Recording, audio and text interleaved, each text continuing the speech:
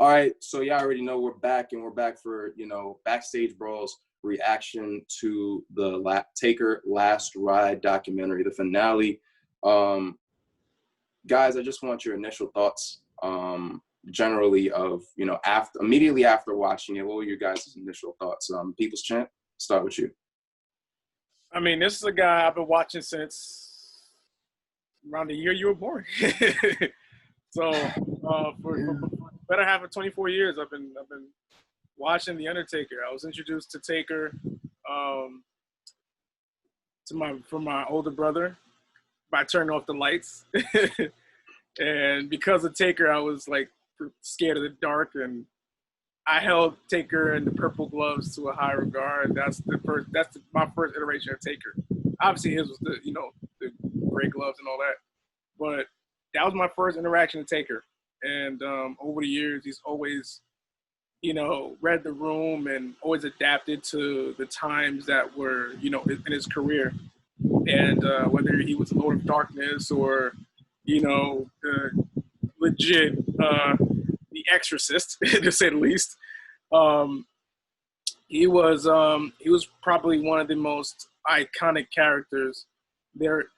Probably the best character, not not wrestling aside, character period in all professional wrestling.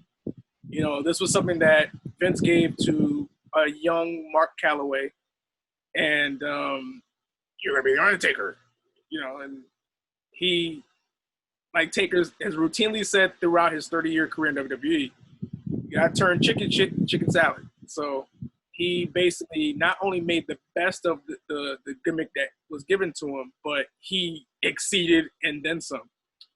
And coming, I know Big E can attest to it as well, because, products of the Attitude Era and New Generation Era, the latter half of the New Generation Era, in terms of watching wrestling, Taker's always been a pillar. He was a tail off between the Golden Era, ushered in the New Generation Era. Like the last 4, generations of professional wrestling, he's been a part of it. Not many people can say that in terms of actively, to say the least. He's meant a lot to me growing up, and hopefully when Carl does see this, yes, I did, barter system with your brother to take the Undertaker CDs back in the day. This is my yard, and yes, I bartered. I bartered some PS2 games. So Carl, if you're watching this, it was well worth it. Wait, time out. They were the no. Was it Daquan or was it Marvin and Carl who had NBA, not NBA. I'm getting upset. Red Game, Welcome to New York City. True Crime Streets of New York. That was True Crime Streets of New York. Did we get that from them? Yeah. Hey, thanks, Carl. Thank you. Thank you, sports hit list guru Carl Coulage. But Diamond Cutter, your quick thoughts on, immediately after, what was your mind? What was your mind thinking when you last saw the Taker documentary? About damn time. About to pull LeBron. About damn time. Nah, seriously, Taker this whole documentary just proved to me, especially being a product of the early 90s, watching wrestling at such a young age, Taker just proved that he's the greatest. That's it. Just hands down.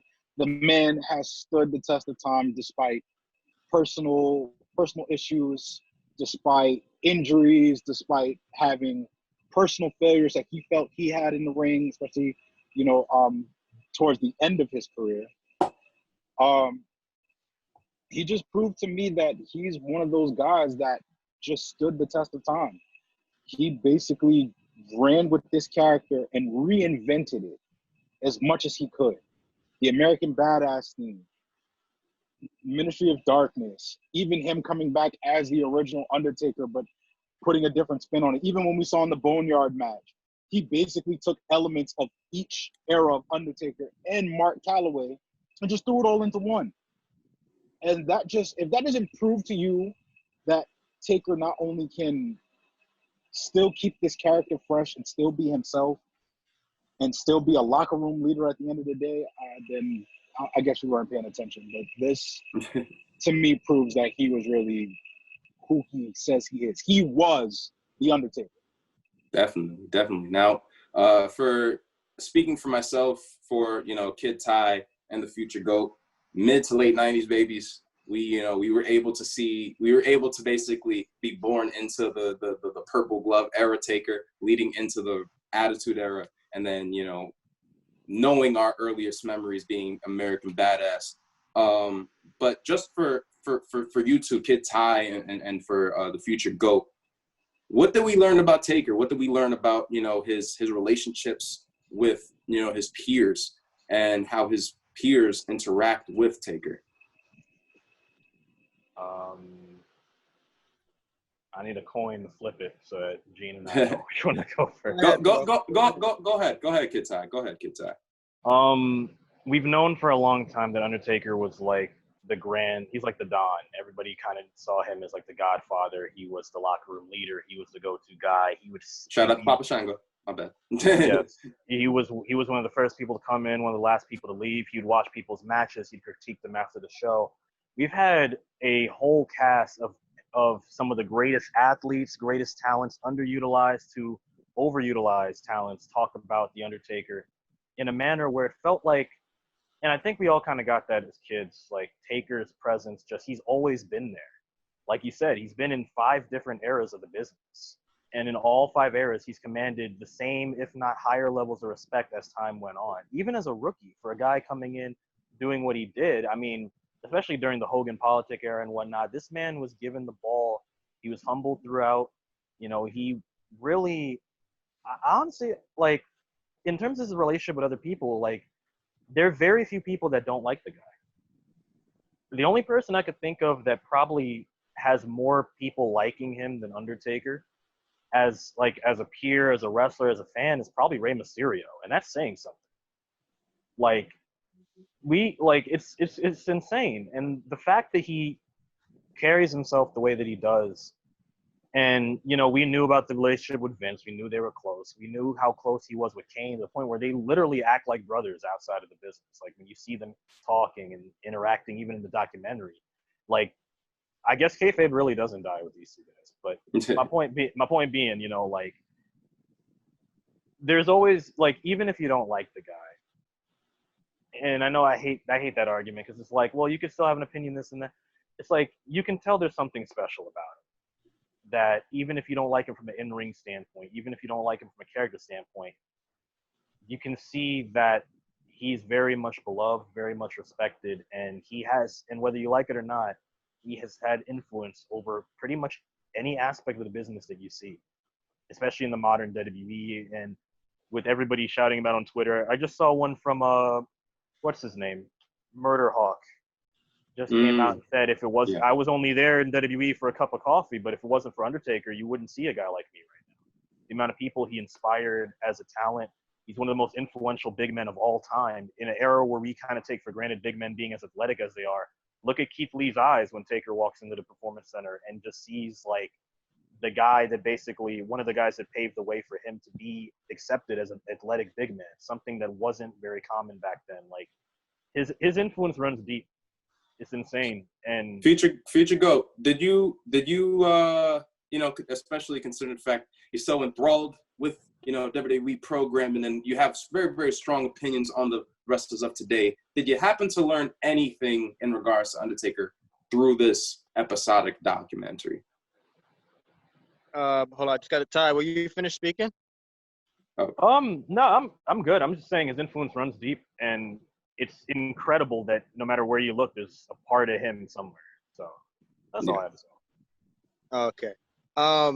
Me watching this Last Ride documentary, I thought this was some of, if not WWE's finest work when it comes to documentary series. I think the only one that could probably top this is if they ever do a documentary on Vince McMahon. But the only thing from the documentary that surprised me about The Undertaker, like, I knew about his being a locker room leader, Godfather wrestling, everybody loves this man. I didn't know how much surgeries this man had gone through his career. To find, like, practically after every single Mania, ever since the the last one with Triple H. This man has been going to surgery after surgery after surgery after surgery. And even before then, even before those manias, when he was doing the early days of SmackDown and Raw, he was doing surgeries. Like, to think that this man put his body through a lot, and his concept of, when you're able to go, you got to go. And I'm just like, I think that's probably my mentality. Like, when I usually see some of these guys, when they pull out and doing other stuff, and I'm just looking at like a guy like The Undertaker who was there for 30 years. Granted, their scenario is probably not the same as his, but I'm like, doing that for 30 years, always grinding, always ready to go, doing what he got to do. And I think the other thing that surprised me was his friendship, friendship with Vince McMahon. Like, I did not know it ran that deep. Like, these two are like inseparable, man. Like, I especially loved, I don't know if it was part 2 or 3 where they asked Vince McMahon his thoughts about The Undertaker, and Vince McMahon cried. He couldn't even finish what he was just saying. Tell these cameras, please cut off. I can't keep talking about this man, because he loves him that much. To think that kind of bond, man, that's like a true brotherly-ish kind of bond like that. Like, that lets you know that Undertaker, hell, he could have retired 10 years ago and he would have been set for life. Like, Vince would have made sure this man was taken care of in all shape and form. He would have been good. I love the fact that he kept his character. He always kept the Undertaker persona on.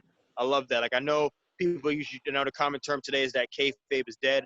I don't believe that, but not because like they're guys like, and then you have because you have a guy like Undertaker who still like kept the shit. Like, I think it was until like maybe a year or 2 that he finally just said, okay, you know what?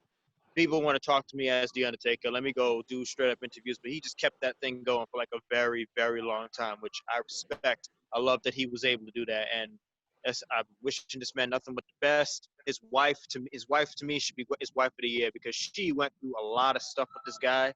She went through so much stuff, with all the anger this man had. You know what she is? You know what she is, low key? She is the walking CJ GIF from San Andreas. Oh shit! Here we go again.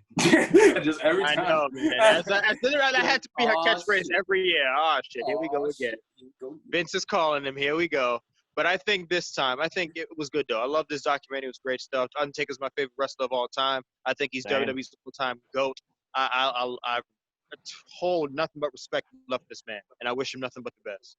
So, wishing him nothing but the best, we can only kind of fathom what type of Hall of Fame moment he would get when he eventually takes the stage. If we had to, get a little creative with the Backstage Brawl here at the Backstage Brawl, what is the best setup for him being in the Hall of Fame? The guest speaker, down to the intro, down to his speech. What are you guys guessing? This is open forum. Go ahead. Vince has to induct him. I mean, is there anybody else that's even? I think the only other person I could think of, and rest in peace, would be Paul Bearer. That would be probably a strong number 2 if he were alive. But it has to be Vince. I don't really see anybody else. I think top 3 would be Vince, Paul Bearer, and Kane. I wanted to say Kane, but I just don't know. I don't know that third. It's probably a rival of his. Probably like a long. I would say I would put Shawn Michaels in that 3rd slot, maybe. Yeah. I would put Michaels in that 3rd slot, maybe. I could see Paul Heyman inducting him as well. Paul Heyman is another good. He's an original Paul Heyman guy, so he could definitely do that. Paul Heyman's another good one. But these I feel like I don't even feel like Taker, after seeing this documentary, and maybe I'm just being a little biased, but I don't even think Taker should even go into the Hall of Fame with other people. It should just be Taker by himself. One wing by himself, Taker. That's it. So we're giving him the Andre the Giant treatment, because I feel like, especially with the relationship that he had. Yeah, with the relationship with Vince, like all the hijinks stuff that we don't necessarily see with other stars or here. That's gotta if he goes in. Yeah. Not to cut you off, but if he goes in with a class, it's got to be a legit ass class. Yeah, like that, especially with those tag teams that they be putting in here. Like, yo, nah. Everybody got to be fired, bro. Honestly, Everybody got to be fired. No, don't instigate it. No. I don't know about that. Listen, no. You know why? You know why I don't know about that? Because I don't want to see, like, imagine there's a world where The Rock and Undertaker are on the same Hall of Fame card. That's a tough card. I just don't want one to overpower the other. Only because Rock got to start. They could carry, huh? Rock got to be the opening match. Taker's got to be the main event. Nah, man, we got a headline. There's headliners for a reason. There's no way unless you have Rock. You can't have The Rock overshadow Taker. You can't have Taker overshadow The Rock. Exactly. They're not dumb. They're not. Well, actually, they are dumb enough. You gotta. They are dumb enough to do that. Listen. They to me and Gene's point, you can't do these throwaway tag teams like the Belts. Sorry, Bellas, but one wing. If you're running dry in the well of Hall of Famers, just be like, you know what? This past year has been struggle. It's been quarantine. We've been quarantining all year. You know, it's hard to induct people as is. Let's induct one person that has been at the Performance Center that is quote unquote retiring because he didn't necessarily say the word retire. Word Saw Master. Put him in his own wing, which also kind of leads me to my next point because he did not say the word. He didn't say it. And he also alluded to the fact that, like, if Vince needed a horse to ride out again, at least for an appearance, he's not completely opposed to that idea. Now, we know wrestling to be that, you know, field where you could be like, you know, you could Brett Favre yourself. I retired from football. 2 years later, all right, I'm a Jet. You retire, I'm back in football. And then to the point where he has like all these continuous commercials. Will we see one-offs from Taker, or is this it? You're gonna see one-offs. You're gonna see one-offs from Taker. He has to show up. He has to show up at Survivor Series this year. It will be his 30th anniversary. He's got to show up at something. Do something. I'm not saying he has to wrestle, but like make an appearance because you can't not show up. He's choke slamming somebody. The show's going to be in tribute to him most likely. Exactly. They did it for Survivor Series 25 with the 25th anniversary for Taker just 5 years ago. So it's pretty much a lot. Only right. They don't do. He's got to. Fireworks, all the shebang. Got to get everything. I've been preaching this for I don't know how many episodes now. I want to say this is going to be the third or fourth episode I've been trying to get this book. Have AJ Styles retire him. Just make it happen. Not going to say the scenario again. He's done. I'm not going to say the scenario again. You know what? Here's the thing. We could sit here and say that he's done. We can. But you know, like we know Vince. We know him. Vince got chill. We know I have an opinion on this. Here's how I feel. Hello. You never say never in pro wrestling because Shawn Michaels came back, right? We were pretty much locked on that. Taker is much farther on to the end than he is the beginning. And after seeing what he said in the documentary about how the Goldberg thing changed him, the Kobe Bryant death changed him, how, you know, he had this mindset of I had to keep going, I got to keep going. And then that happened. It was like, nah, you know what? It's probably best I don't because I can't risk my family for my own selfish desires, my own pride. And that was kind of the closure that he needed. There is now, while he might not have said it, he pretty much alluded to it that like my days in ring as a regular competitor, not you know, part-time, whatever. My days as a competitor are essentially over. And I think that after everything that's happened, Vince would probably only ask Undertaker to appear for like a low rating Raw or for like pay-per-view appearance to chokeslam somebody. If Vince has any self-respect, if he has any respect for anybody, and I know Vince has had situations where he's just completely disregarded things because, you know, his interests probably, you know, overrule everything else. To him. But if there's one person that I think Vince would respect enough to say, okay, I'm not going to pull you out of the hat, it'd be Taker. Because Vince literally spent the past 5 years pushing this man Taker to do matches that it is Taker's responsibility for accepting. It's not like anybody put a gun to his head, right? No. But there were multiple points in the documentary where Taker said, "Okay, I'm good. I'm good. I don't think this is a good idea." I mean, well, and they pull him back in. He held himself accountable. That's something we've been waiting for, right? He held himself accountable for it. But it all starts with Vince, like you said, right? Yeah. At this juncture, you can't force the guy anymore. Like, literally, he almost died. And granted, Vince is the same guy that ran a show after Owen Hart literally fell to his death. So I know he doesn't have much of a soul in regards to these situations. But that's your dude. You owe it to him to leave him alone at this juncture. You know what? It's like, it's 50-50 with me. I don't put the onus too much on Vince, especially, I know perception, especially just seeing this thing. I feel like it's more so as watching Vince's role, in the Last Ride. It was almost kind of an infomercial. Like, I'm not a bad guy 100% of the time. But it's like, in the same token, it kind of proves that if he has enough respect for you, it'll be your call. So I can't wholly put it on Vince. I could even put the pendulum toward like Taker's side, because it's one thing, like Shawn Michaels is living proof that I know, 2018 aside, when I say I'm done, I'm done. And I'm pretty sure Vince was like, oh, please, come on, just one match. Come on, you're good. No, I'm done.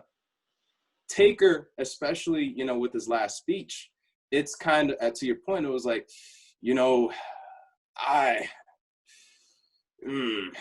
like he was fighting it. He was fighting it. And I think that he's still, to a certain extent, fighting it. And in some way, shape, or form, I can't put, like, as much as Vince does a lot of negative stuff. Oh, no, yeah. Like I said, pushing him to the brink. Like I said, Taker has to hold himself it's more accountable. on him. It is more on him. It is not on, it's, if anything, at this point, especially after WWE produced that and they appeared that, and then you put the graphic on, you almost kind of double down that narrative. So it's like, it's on him now. Well, yeah, now, I mean, even then, it was, like I said, he's held himself accountable for that in the past. Like, Taker did not have to agree to any of those Saudi Arabia matches. He did it because Vince wanted a draw, and they wanted those older stars to show up, right? That's been pretty much well documented, if not theorized to the point where it's probably true. Yeah, but Vince has said in backstage, he's like, hey, it's your call. But in the same token, Vince has also said when Taker came back at Extreme Rules, Taker said, yeah, I think I'm done. And Vince's first reaction was, we'll talk about it. As if it was like, you don't get to decide anymore. So as much as I want to say it is on Taker, because ultimately he's the one who makes the decision at the end of the day, right? Yeah. I'm not going to completely disregard Vince's decisions in this either, because it's like Vince McMahon, no offense to the McMahon family, but Vince McMahon is a promoter first. And in order to be a promoter, you have to be able to manipulate variables. Even the closest person to you in this business outside of your family, in The Undertaker, has been manipulated multiple times. And Taker's justification is not justified, but his main reason for doing these things is out of obligation, guilt, not wanting to let his friend down, right? Put it in that context of a friend that you're constantly, as a friend, right? Put it in the context of as a friend, where you're constantly doing favors for your friend out of love for them. Yes, it is on the person who does the action. A lot of the responsibility falls on them. But that doesn't dismiss the fact that the other person was a shitty friend, right? It doesn't. No, exactly. It's because originally looking at the documentary, I was like, all right, it's 50-50. But after watching it, I still hold Vince accountable, but I can't sit here and be like, oh, it's, like he wanted him and he was disappointed. It's one of those things where if I get him, I get him. It's if I get him, I get him. Because as a promoter, it's like, hey, listen, if I do it, if it's like, yo, Eric, I'm gonna call you in today for an overtime. But if you say no, I understand it. You've worked hard. You've done double overtime. I can't, think. But that's the thing. That might not be the complete case with the Undertaker, because go ahead, man. What's up? No, because in the documentary, when you see it, like, it literally is at the point where it's like Taker, like Vince kind of feels like he has Taker in the bag at times, even though he does respect the guy. It's like, it's a different, that's the thing that is highlighted in that whole documentary. It's a different relationship with Vince and Taker compared to Vince and other talent. Like, the whole scenario, while it should work with regular parameters, and to an extent it does, it's like, Vince knows what he's doing. I agree with you. It's Taker at the end of the day. He needs to make the right decisions, and now if he makes any mistake, it's all on him. Because he finally got the whole world on his side after years of messing up. Now it's all on him. Before? Yeah, go ahead. No, before it was skewed in a way where it's like, yes, but no, it's like you feel in the middle, like you said, 50-50, where it's like, so it's kind of tough. But no, yeah, my bad. It is. Yeah, but I think at this point though, I think he can actually say, like, if he, like, I completely agree with you, Ty. If he does come back again, I like, selfishly as a fan, there are still a few people I want him to have matches with. But but if I'm not looking as a fan and I'm looking at more like, the more humane perspective, I'm looking at it like, yo, Taker, if you really do come back this time, I'm like, man, why? Like, you really don't need to come back. Like, the Last Ride documentary was fire. The match with AJ Styles was great. He literally got to ride off into the sunset. And then he talked about all the tragedies that were leading to the Boneyard match. He was doing like Kobe death, his Undertaker's brother dying, Michelle McCool's nephew dying also, which made him put everything into perspective. Like, yo, like, I may not have that much time with my family. Like, I want to spend the time as much as I can. And of course, Michelle McCool, I'm pretty sure she's been probably preaching since 2010, 2011 that she would prefer to have this man home. But she understands that with how Taker's mindset is, that if Vince McMahon pulls up, says, yo, Taker, you mind showing up for like Saudi Extreme Rules? I'm gonna need you, man. You gonna pull up? I don't know. So yeah. I hope he does. I hope he does stay home, because he can literally do that now. He doesn't have to show up. Like I said, as a fan, there are still a few people I want him to face. But if he doesn't come back, I would not be disappointed at all. What's funny? Funny? I imagine the dynamic between him and Michelle McCool, like not on some lighthearted type of stuff. Like, Michelle is like, yo, just say no. I did it. I'm retired. He turns around. Bitch, I'm Undertaker. You ain't me, yo. You ain't me. Fuck you, me. Oh my God. Fuck you, me.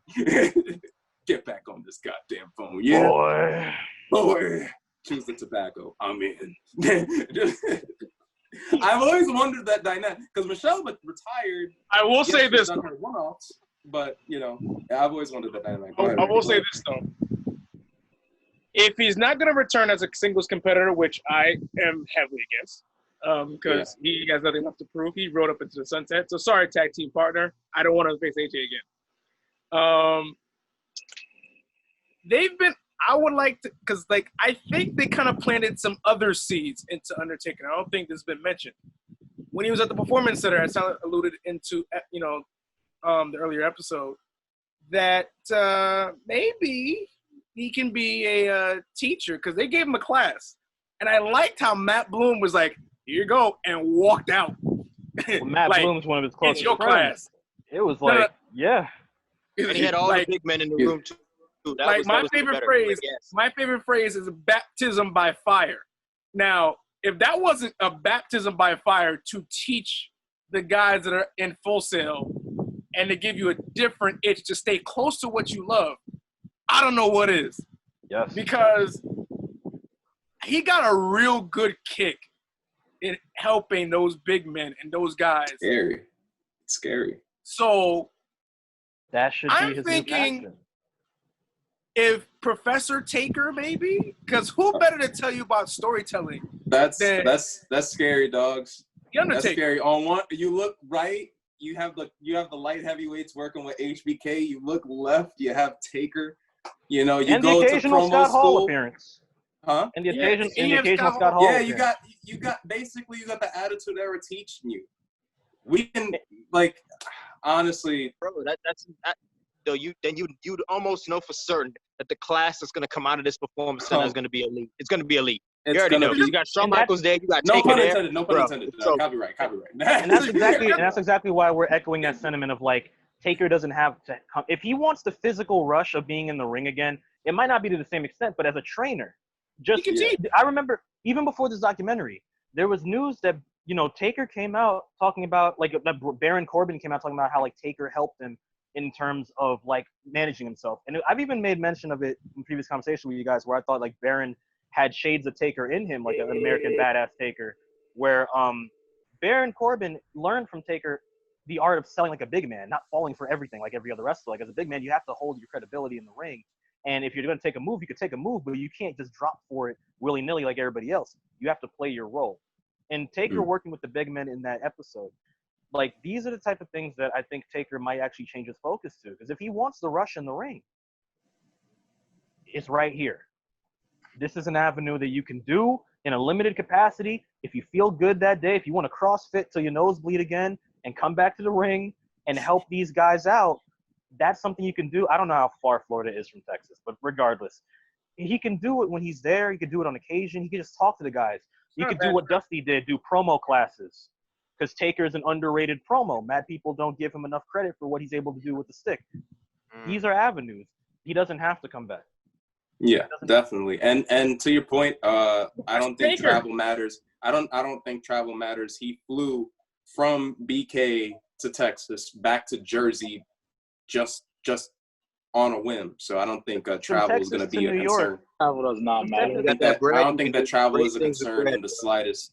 But Florida isn't that bad.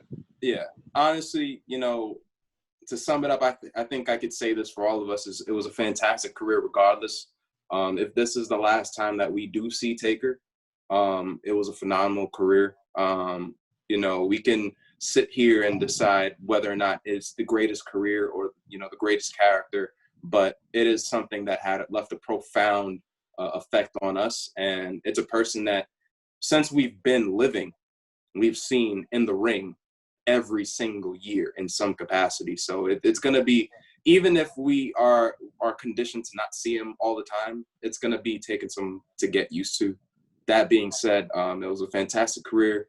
Taker, I personally thank you. Backstage Brawl thanks you. The people thank you. And with that said, you have the Golden Child, you have the People's Champ, you have the Diamond Cutter, you have the Future GOAT, you have the return of Sockhead, aka Kid Dynamite. We're out.